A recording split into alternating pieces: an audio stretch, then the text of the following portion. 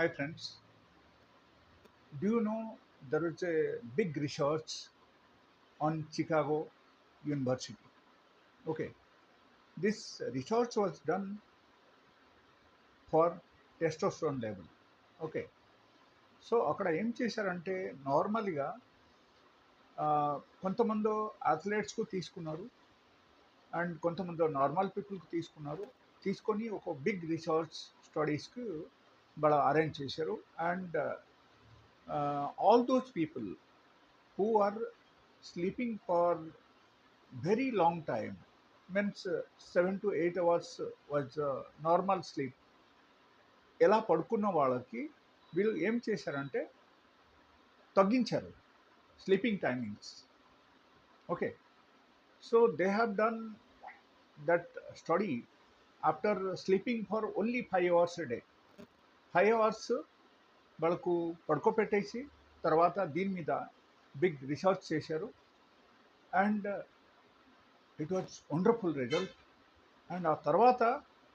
తెలిసింది ఏంటంటే when they were sleeping for 7 to 8 hours in a day they had enough testosterone in the body okay but which was reduced drastically 15 to 20% in most of them when they slept for only 5 hours a day